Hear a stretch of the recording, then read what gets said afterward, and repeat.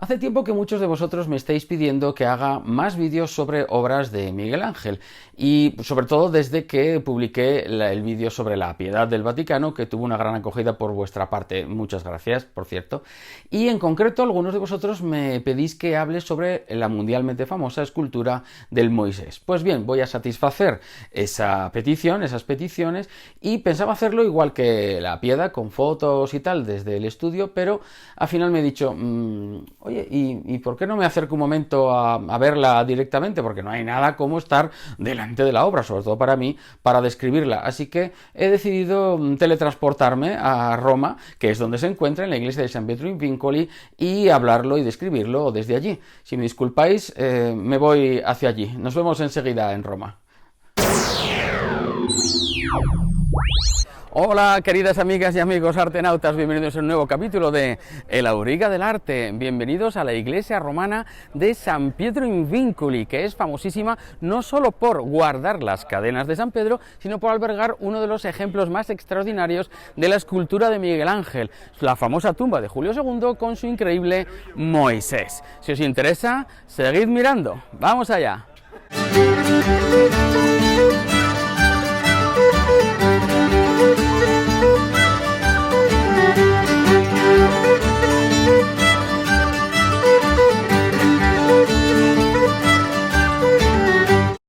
La iglesia de San Pietro in Vincoli es una de las iglesias más antiguas de Roma. De hecho, era una basílica paleocristiana que se construyó en el siglo V después de Cristo. Fue el Papa Sixto III quien en el año 433, si no recuerdo mal, ordenó la construcción de esta basílica, que se terminó en el año 440 aproximadamente.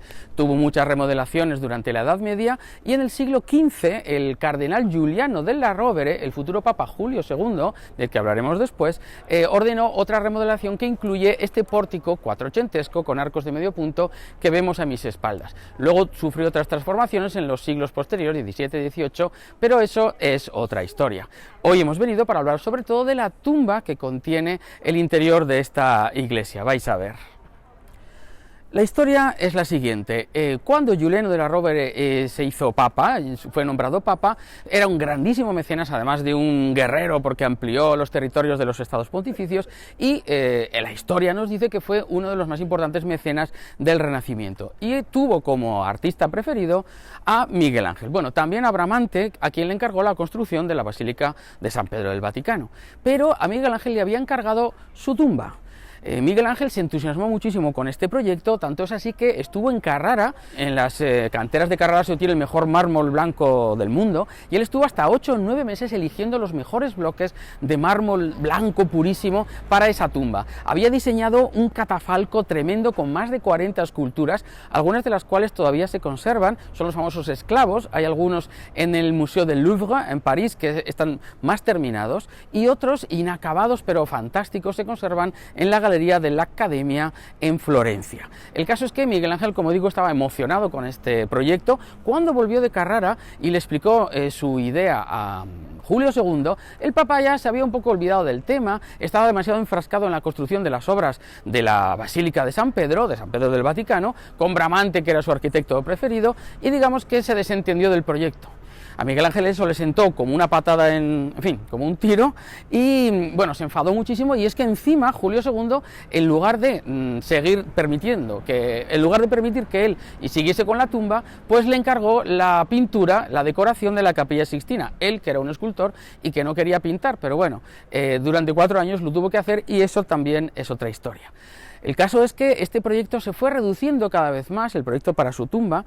Después murió Julio II, ya sus sucesores y herederos pues no querían tanta historia, iba a ser la original, iba a estar debajo de la cúpula de San Pedro, pero al final la tumba acabó en esta iglesia, en la de San Pietro in Vincoli, como digo, con proyectos cada vez más pequeños y modestos, hasta que el Papa Paulo III, muy diplomático, cuando Miguel Ángel todavía estaba trabajando en la tumba, dijo: mira, con este Moisés ya sería un honor, es tan bonito, tan hermosa esta escultura, que por sí misma bastaría para la tumba de Julio II. Total que al final pues la tumba quedó, como digo, muy reducida, y lo que quedó al final es lo que vamos a ver a continuación. Si queréis, entrad conmigo, vámonos. Lo cierto es que esta iglesia en sí misma ya es muy hermosa dentro de su austeridad. Fijaos en estas arquerías de medio punto sobre columnas dóricas que separan o dividen las tres naves de la basílica. La central, por supuesto, es mucho más grande, como podéis ver, ha sufrido muchas remodelaciones y bueno, todo culmina en este arco triunfal desde donde se accede al presbiterio con este ábside con bóveda de horno decorada con frescos y un ciborio o tabernáculo o baldaquino que se encuentra sobre el altar. Muy hermosa esta iglesia, pero nosotros hemos venido a ver lo que se encuentra en una capilla lateral, hacia donde nos dirigiremos ahora. Bueno, señoras y señores, ya por fin nos encontramos frente a lo que fue al final la tumba de Julio II, gobernado, capitaneado por la imponente estatua de Moisés. La tumba, como veis, al final fue un proyecto mucho más modesto. Está formado por dos cuerpos. En el cuerpo superior encontramos a una Virgen con niño en el centro y bajo ella la estatua yacente, recostada, reclinada, del propio Papa Julio II. Recientemente se descubrió que esta escultura es autógrafa del maestro, es decir, que fue esculpida por Miguel Ángel. No así las estatuas laterales, que son obra de discípulos. En el cuerpo inferior, bajo estos telamoni, como se llaman también, a una especie de atlantes, en los contrafuertes, encontramos tres espacios, tres nichos, y entre las figuras de Elía y Esther, que ya no son de Miguel Ángel, son de algún discípulo, vemos la impresionante escultura de Moisés. Moisés está representado en el momento en que desciende del monte Sinaí. Todavía tiene las tablas de la ley entre sus brazos, pero está representado en el momento en que observa cómo su pueblo, el pueblo de Israel, cansado de esperarle, había hecho un ídolo, el famoso becerro de oro, y lo estaba adorando. Moisés está iluminado, no sé si os fijáis, podéis ver esa especie de cuernos que tiene sobre la cabeza, que en realidad son rayos de iluminación, porque acaba de recibir esa iluminación del mismísimo Dios. Todavía sujeta las tablas de la ley en su brazo derecho, pero tiene una mirada ya de ira hacia el pueblo, su propio pueblo, que le había abandonado, que le había traicionado, y así vemos como esa característica propia de las esculturas de Miguel Ángel, que es la famosa terribilità, como esa fiereza, esa energía. Mirad ese brazo en plena tensión, esa musculatura, mirad cómo se mesa las barbas, mirad estas piernas poderosas de él sentado en una especie de trono, mirad esos pliegues, mirad qué fortaleza, qué energía. Dios mío, es algo realmente fascinante. Me estoy emocionando ahora mismo, que lo sepáis.